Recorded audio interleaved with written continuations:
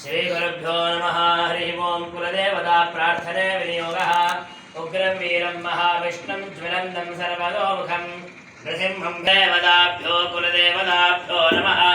प्रार्थना पूर्वं मया देव स्थापितं पुरतः त्वया भवेत् ಜನ್ಮರಿ ದಿವಸದಿಂದ ಒಂದು ವಿದ್ಯಾಸಂಸ್ಥೆಯ ಆರಂಭ ಮಹೋತ್ಸವವನ್ನು ಮಾಡ್ತಾ ಇದ್ದೇವೆ. ಅಂತಹ ಸಕಾಲದಲ್ಲಿ ವಿದ್ಯಾ ಗಣಪತಿಯನ್ನು ಉದ್ದೇಶಿಸಿ ಹೋಮವನ್ನು ಮಾಡತಕ್ಕಂಥದ್ದು.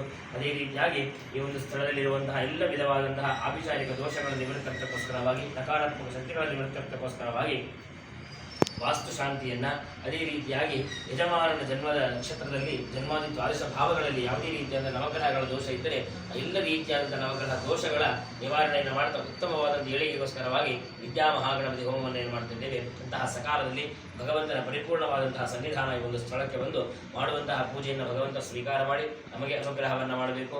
ವಿದ್ಯಾರ್ಜನೆಗೋಸ್ಕರವಾಗಿ ಬರುವಂತಹ ವಿದ್ಯಾರ್ಥಿಗಳಿಗೆ ಉತ್ತಮವಾದಂತಹ ಒಂದು ವಿದ್ಯೆ, ಒಂದು ಅಂಕ, ಆ ಅಂಕದಿಂದ ಅವರಿಗೆ ಕೀರ್ತಿ, ಯಶಸ್ಸು, ವಿದ್ಯಾ, ಸೌಖ್ಯ ಎಲ್ಲವನ್ನು ಕೂಡ ಕೊಡುವಂಥದ್ದು ಭಗವಂತ ಕರುಣಿಸಬೇಕು ಅಂತ ಪ್ರಾರ್ಥನೆಯನ್ನು ಮಾಡ್ತಾ ಮಂಗಳ ದ್ರವ್ಯಗಳೆಲ್ಲರೂ ಕೂಡ ದೇವರ ಮುಂದಿಟ್ಟು ನಮಸ್ಕಾರವನ್ನು ಮಾಡಬೇಕು. ಓಂ ಫಲಂ ಮನೋರಥ ಫಲಂ ಪುತ್ರಪೌತ್ರ ಪ್ರವರ್ಧನಂ ಅನಂತ ಪುಣ್ಯ ಫಲಂ ಅಸಹಜಾಂತಿಂ ಪ್ರಯಚ್ಛ ಮೇ.